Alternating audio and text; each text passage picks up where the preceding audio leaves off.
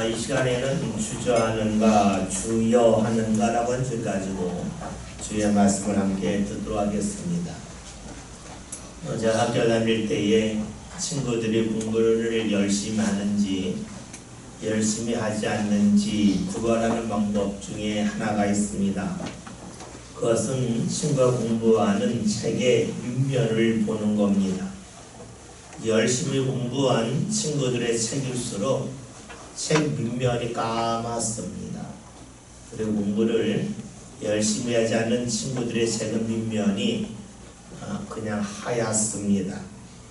열심히 공부한 친구들의 책 밑면이 까만 이유는 그 페이지를 열심히 공부하다 보면 메모도 하게 되고 또 밑줄도 치죠. 그러다 보면 본인의 팔뚝이 책과 밀착되게 됩니다. 때로는 옷이 붙습니다. 그러니까 손과 옷에 있는 먼지가 책 밑면에 닿게 돼서 열심히 공부한 친구들의 책 밑면을 보면 까맣습니다. 밑면을 보면 어디까지 공부를 열심히 했는지 어디는 건너뛰었는지를 쉽게 알 수가 있습니다. 그렇죠. 열심히 공부한 책에는 손때가 묻습니다. 흔적이 남습니다. 고등학교 때에 제가 책을 이렇게 보면서 밑면이 까마면 괜히 기분이 좋았어요. 내가 열심히 했구나. 내가 열심히 한 것을 확인할 수 있구나. 그런 생각이 들어서 기분이 좋았습니다. 남들이 볼 때는 헌책입니다. 그리고 그 헌책은 새 책보다 가치가 떨어집니다. 그러나 저는 제가 공부한 책 밑면이 까매지면 그 책이 그 어떤 책보다 귀했습니다. 헌책이지만 자랑스러웠습니다. 저의 삶에 흔적이 거기 남아 있었기 때문입니다. 사람은 누구나 살아가면서 삶의 흔적이 남는 것을 좋아합니다. 사람이 나이가 들면 자신이 태어난 고향을 생각하기도 하고 살았던 곳을 떠올리기도 합니다. 다녔던 학교에 대하여 기억을 떠올리면서 한번 가보고 싶다 하는 마음이 들기도 합니다. 사람들은 자신의 삶의 흔적을 남기고 싶어하고 그 흔적을 확인하고자 합니다. 왜 그럴까요? 내가 지금까지 헛되게 살지 않았다고 하는 것을 스스로 확인하고 싶은 마음이 있기 때문입니다. 우리는 여기서 부모가 자녀를 귀히 여기는 이유를 찾을 수가 있습니다. 부모가 자녀를 귀히 여기는 이유 중에 하나는 자녀는 부모의 삶의 흔적이기 때문입니다. 함께 했던 많은 시간이 있고 또 많은 수고와 희생을 마다하지 않았는데 그 흔적이 자녀이기 때문입니다. 그래서 부모들이 자녀를 가까이 하고 싶은 이유 중에 하나는 자신의 삶의 흔적이 자녀에게 남아있기 때문입니다. 반대로 본다면 자녀들이 부모를 찾는 이유도 이와 비슷합니다.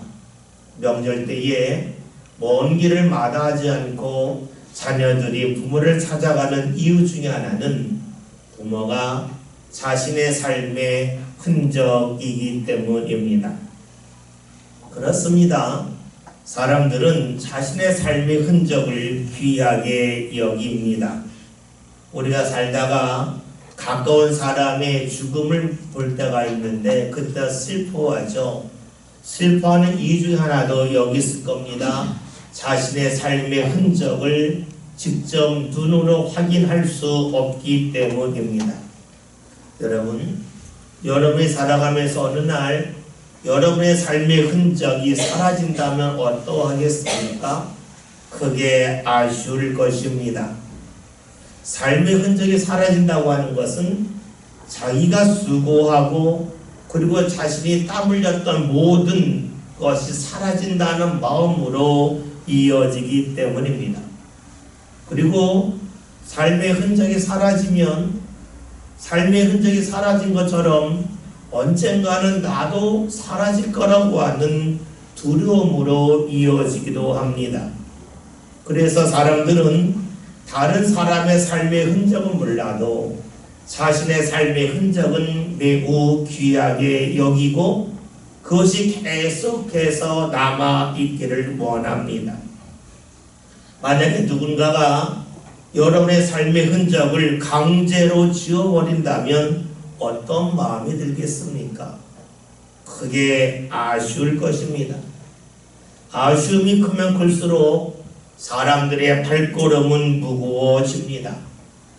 오늘 읽은 말씀에서는 자신의 삶의 귀한 흔적이 눈에서 사라지는 그런 것을 보는 사람이 등장합니다. 그 사람은 바로 롯입니다. 롯은 믿음의 조상인 아브라함의 조카입니다. 아브라함이 하나님의 말씀을 듣고 자신의 고향 땅을 떠날 때에 롯도 함께 했습니다. 그리고 롯과 함께하는 가운데 많은 부를 축적하게 되었고 많은 부로 인하여서 결국 아브라함과 롯이 헤어집니다. 롯이 그 후에 정착한 곳은 소돔입니다.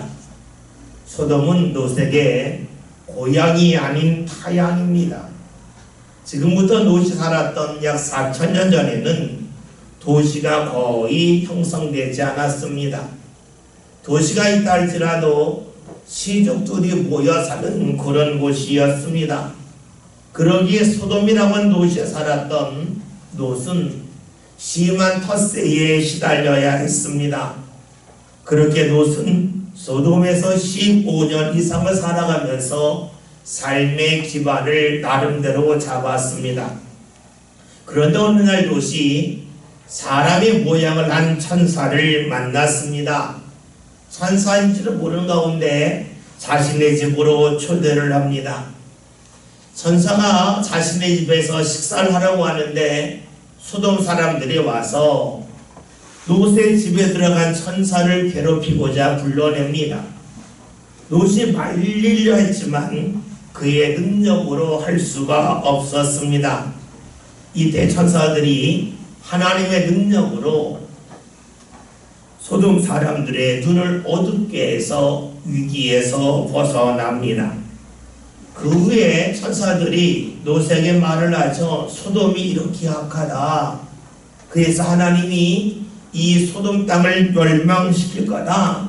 그러니 소돔에서 떠나라 라고 전해줍니다. 이런 천사의 말을 들은 롯은 주저주저합니다. 그러자 천사들이 재촉을 하죠. 본문 15절에는 말씀을 함께 봅니다.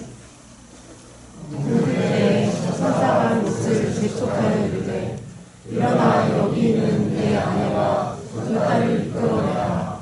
이 성의 죄악 중에 함께 멸망할까 하노라. 아멘. 말씀을 보면 천사들이 롯을 재촉을 합니다.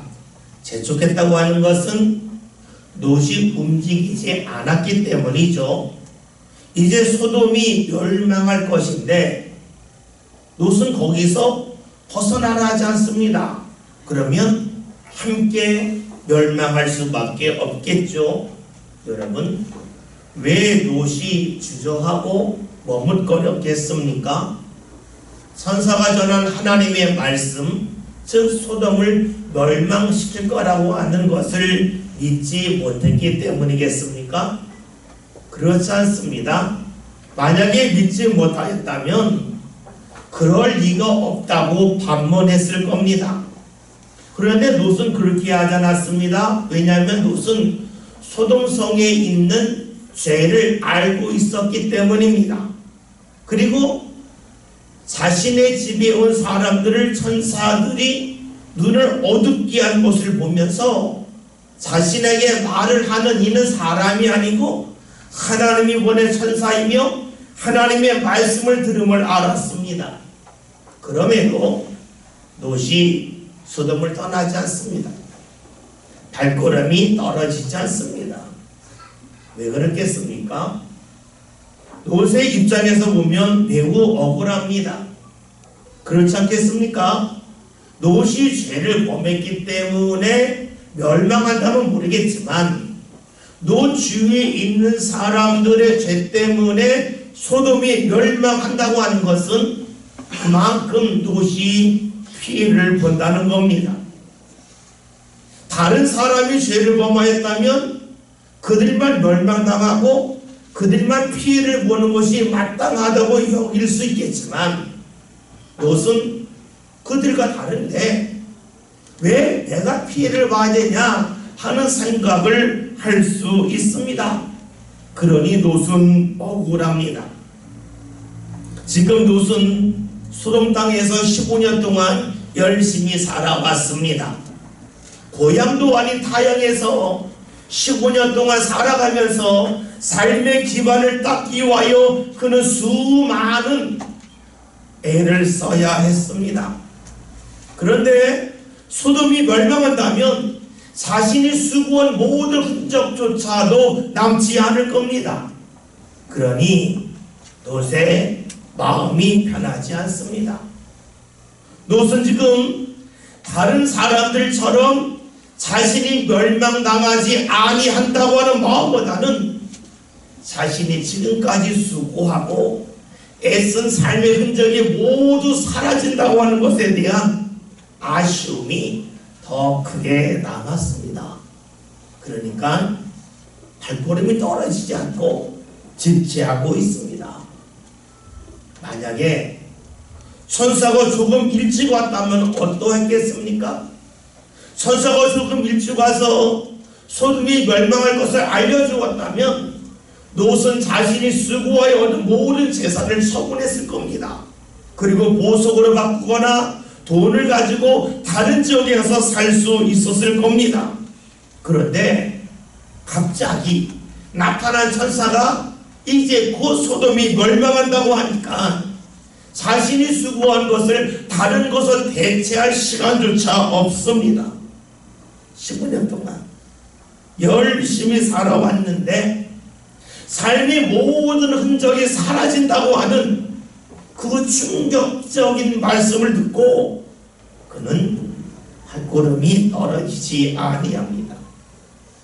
지금까지 이렇게 살기 위하여 얼마나 많은 수고를 아끼지 아니하였는데 앞으로 어떻게 살아갈 것인가, 여기에 마음이 갔기 때문입니다. 소돔은 이제 곧 멸망할 겁니다.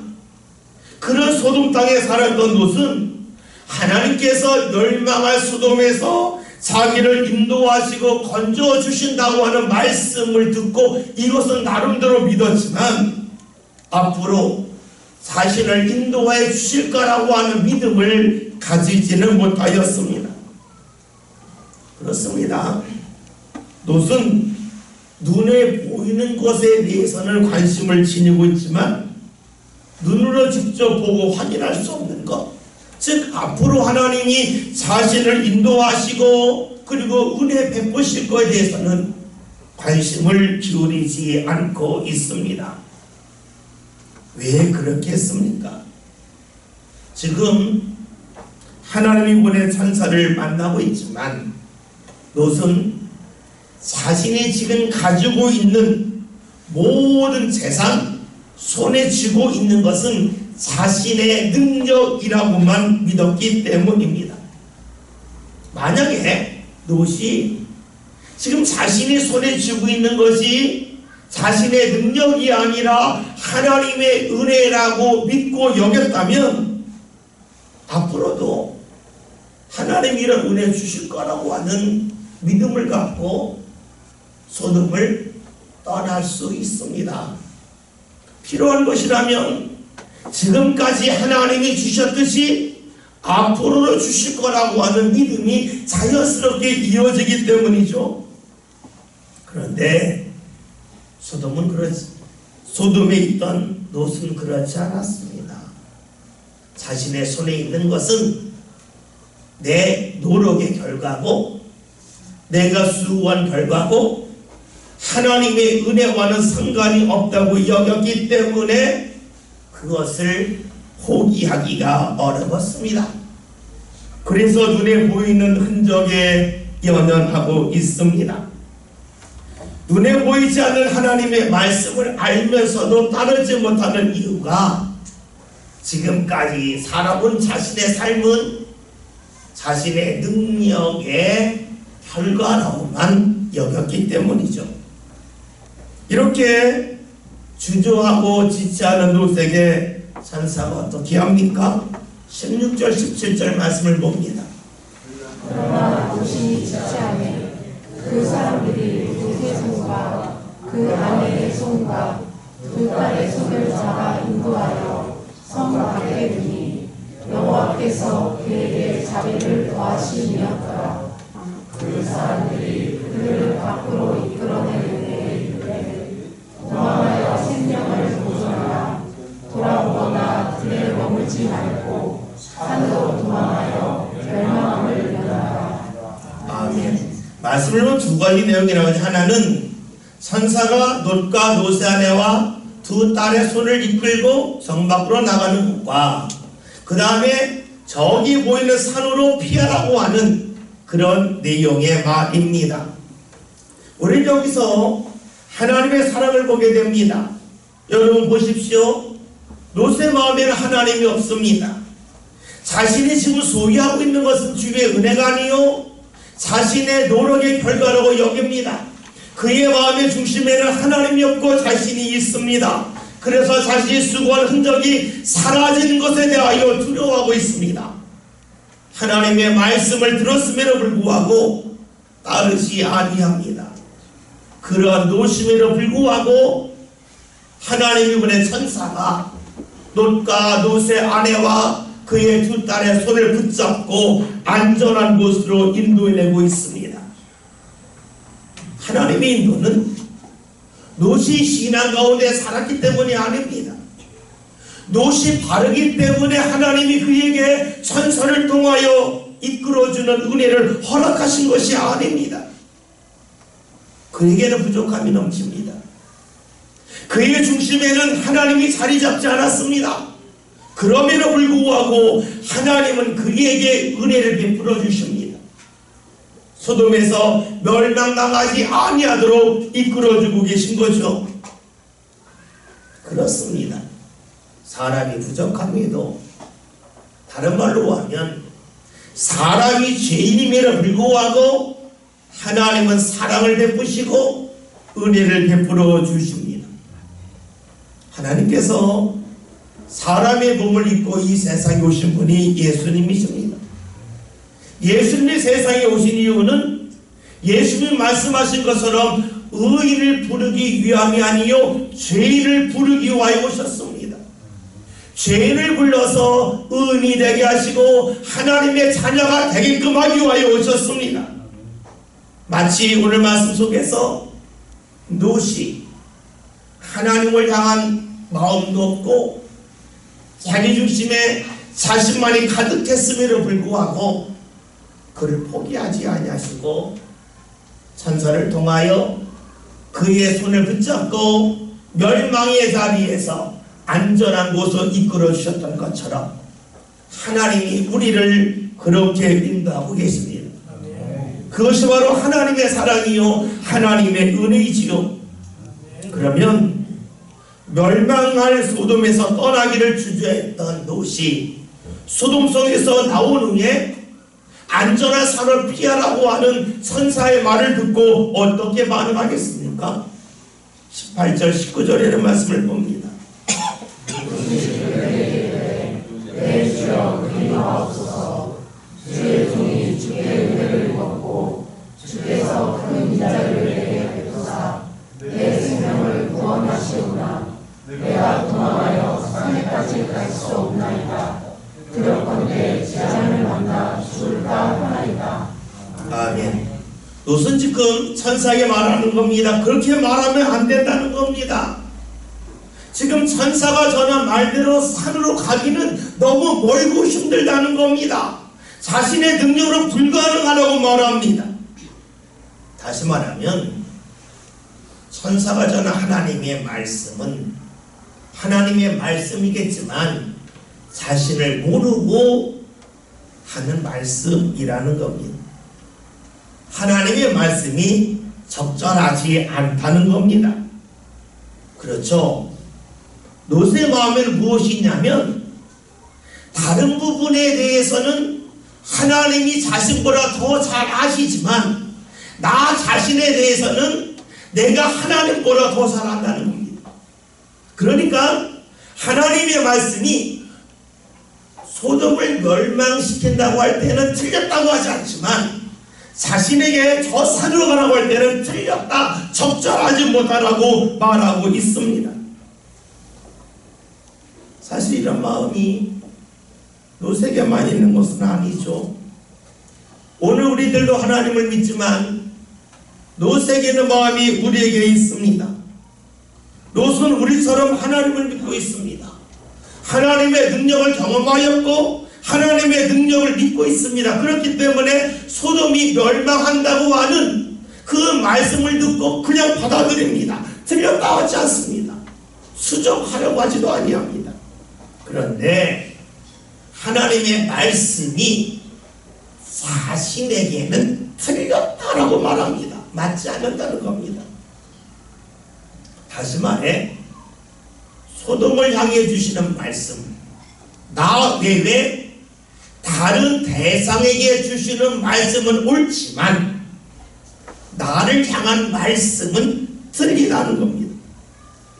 하나님이 왜 자신이 감당할 수 없는 말씀을 하시느냐 라는 마음이 그에게 있습니다. 이런 롯의 신앙을 냉정하게 보면 이렇습니다. 다른 사람을 대하시는 하나님은 옳지만 나를 대하시는 하나님은 틀렸기에 믿을 수 없다는 겁니다. 여러분 보세요. 여러분 왜 하나님을 믿습니까? 다른 사람을 위하여 믿습니까? 나를 위하여 믿습니까? 하나님을 믿는 이유는 나를 위함입니다. 그런데 롯의 신앙은 좀 이상하지 않습니까? 다른 사람을 위한 하나님의 말씀은 옳지만 나를 향한 하나님의 말씀은 틀리다 하는 겁니다. 롯이 믿는 하나님은 자신을 위한 하나님이 아니라 다른 사람을 위한 하나님입니다. 생각해보니까 과연 롯만 그럴까 하는 겁니다. 사실 오늘 우리들도 하나님의 말씀을 대할 때에 롯처럼 반응하기가 쉽습니다. 롯이 하나님께서 내 사정을 아신다면 어떻게 그런 말씀하십니까? 나의 체력을 알고 나의 건강을 안다면 저기 있는 산까지 가라고 말씀하시면 안 되는 거 아닙니까? 라고 반응했던 그 모습이 오늘 우리들에게도 있습니다. 그러기에 말씀을 듣지만 말씀을 지킬 수 없다고, 그리고 말씀을 따를 때에 주저하고 있습니다. 그래서 롯은 하나님의 말씀을 통하여 자신이 달라지기보다는 하나님의 말씀이 달라지기를 원하고 있어요. 20절을 볼까요? 저성은 도망하기에 가깝고 장거리니 나를 그곳으로 도망하게 하소서. 이는 작은 성이 아니니까 내 생명이 보존되리이다. 아멘. 롯은 하나님의 말씀을 수정을 합니다. 멀리 있는 산에는 가까이 있는 그 성읍까지 가겠다는 거죠. 왜 수정했습니까? 앞에서 언급했던 것처럼 내가 나를 더 잘 안다는 겁니다. 하나님은 나를 모르지만 나는 나를 분명하게 알고 있다는 생각이 그에게 있습니다. 또 하나 있습니다. 하나님의 말씀은 내 능력으로 감당하는 거라고 여기는 데 있습니다. 말씀하신 하나님께서 말씀을 하신 후에 자신과 함께 할 거라고는 생각이 없어요. 그렇기에 말씀을 수정합니다. 롯이 생각하는 하나님은 어떤 하나님이십니까? 말씀만 하시고 지시만 하시는 하나님이십니다. 그렇기에 말씀을 듣고 주저하고 있고 말씀을 듣고 수정하려고 합니다. 여러분, 우리는 어떠합니까? 여러분, 질문해 보겠습니다. 여러분은 하나님이 어떤 분위기를 원하고 계십니까? 말씀만 하시는 분이십니까? 지시만 하시는 분이십니까? 아니면 우리를 도우시는 하나님이십니까? 우리가 하나님을 믿는 이유는 하나님의 지시만을 받기 위함이 아닙니다. 하나님이 나를 돕기를 원하기 때문에 하나님을 믿습니다. 하나님이 도우시길 원한다고 하는 것은 전제가 있죠. 내가 힘이 부족하기 때문에 도우시는 거예요.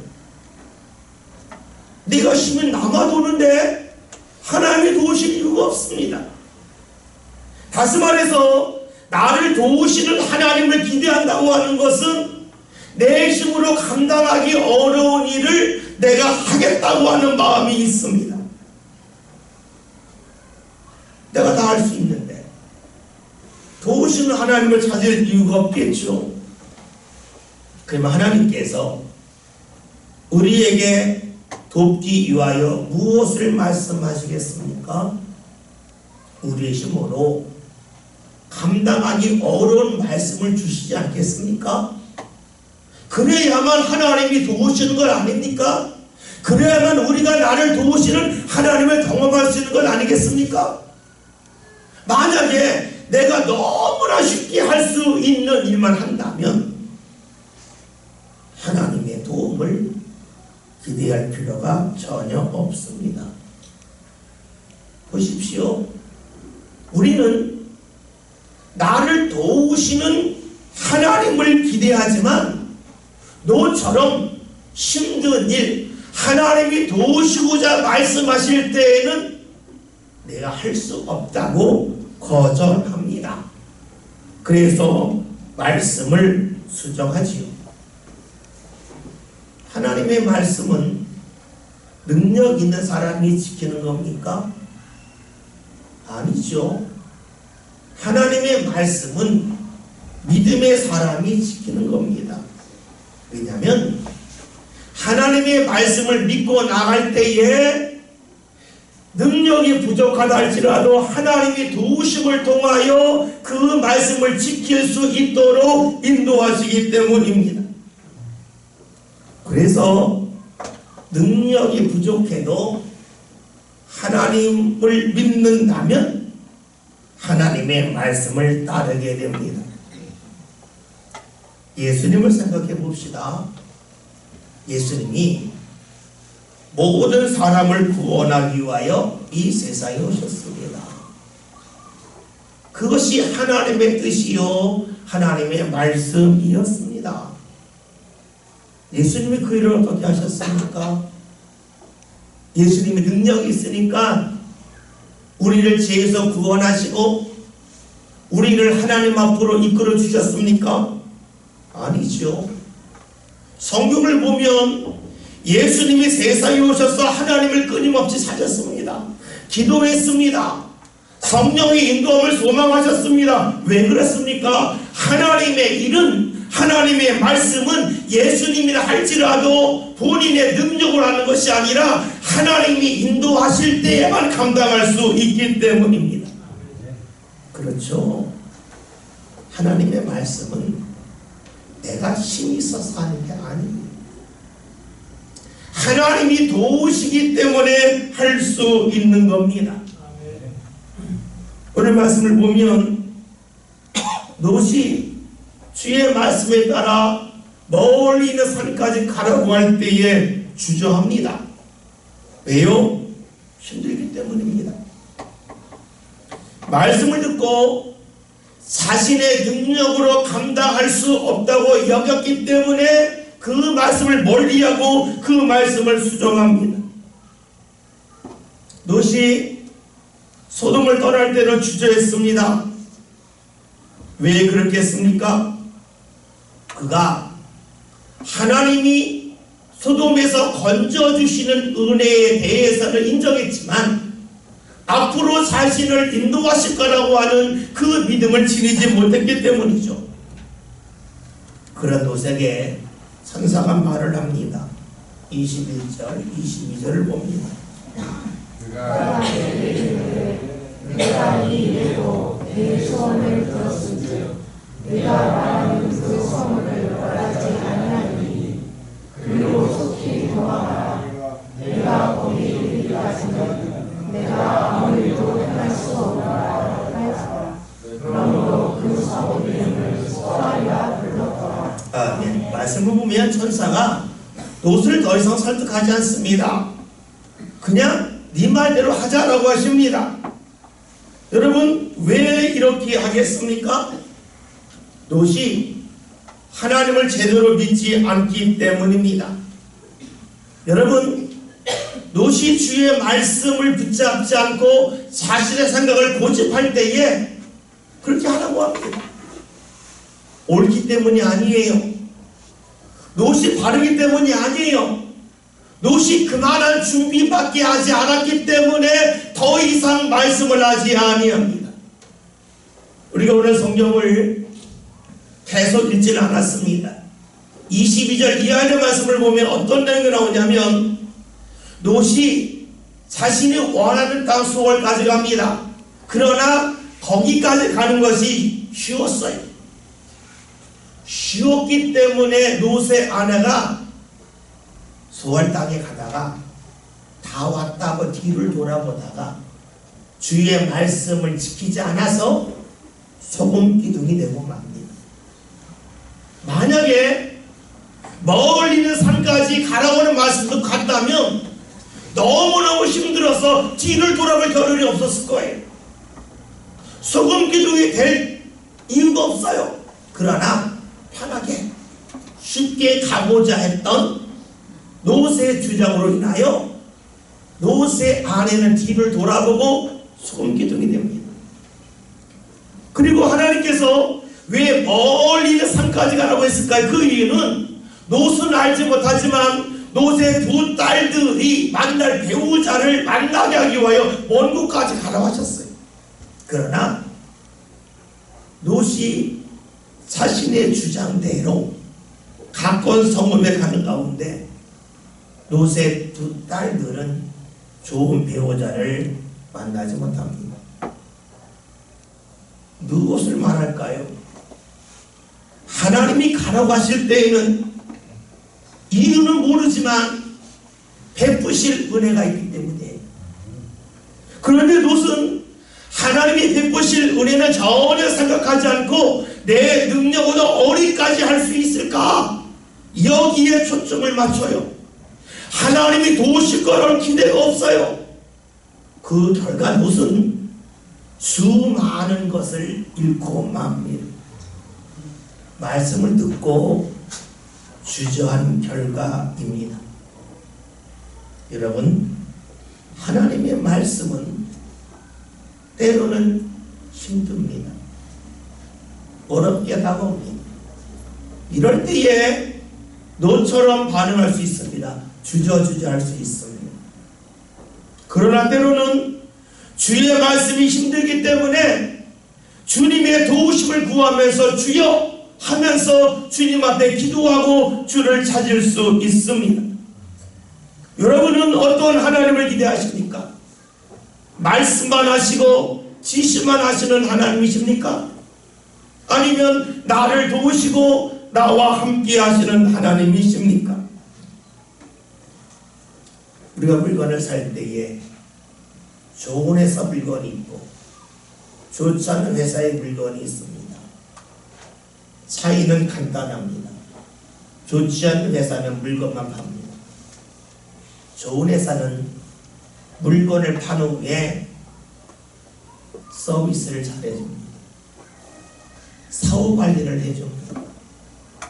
다시 말하면 좋지 않는 하나님은 물건만 팔듯이 말씀만 하시는 하나님이시요, 좋은 하나님은 말씀만 하실 뿐만 아니라 말씀을 하신 후에 뒷감당을 해주시는 하나님이시라는 겁니다. 예수님이 십자가를 지시기 전에 어떻게 하셨습니까? 그 일은 힘든 일입니다. 그래서 주저하셨습니다. 그러나 주저하는 데서 멈추지 않고 기도하며 주여 하셨습니다. 그 예수님이 십자가를 지신 후에 돌아가셨지만 하나님이 다시금 살아나도록 이끌어 주셨습니다. 그렇습니다. 신앙은 말씀만 하시는 하나님이 아니요 우리를 도우시는 하나님을 믿는 겁니다. 다른 사람을 향한 하나님이 아니라 나를 향한 하나님을 믿는 겁니다. 그렇기에 믿음의 사람은 말씀을 듣고 주저하지 않습니다. 말씀을 듣고 주여합니다. 오늘 말씀 제목이 주저하는가 주여하는가입니다. 오늘 여러분은 말씀을 듣고 어떻게 반응하십니까? 혹여나 하나님이 나의 하나님이 아니요 다른 사람의 하나님이라고만 여긴다면, 혹여나 하나님이 나를 도우시는 분이 아니요 말씀만 하시는 분이라고 한다면 주저할 겁니다. 그러나 하나님이 다른 사람의 하나님이 아니요 나의 하나님이시고, 하나님이 말씀만 하시는 분이 아니요 나를 도우시고 인도하시는 하나님이라고 믿는다면 힘든 자리에서 주여 하며 주를 찾을 것입니다. 저와 여러분이 하루하루 살아가면서 주의 말씀 앞에서 주저하지 맙시다. 주여 하면서 주님을 찾고 주의 인도함을 소망하는 가운데 나는 알지 못하지만 나를 향하여 준비해 놓으신 주의 은혜의 계획이 삶 가운데 온전히 이루어질 수 있는 저와 여러분이 다 될 수 있기를 주의 이름으로 기원드립니다.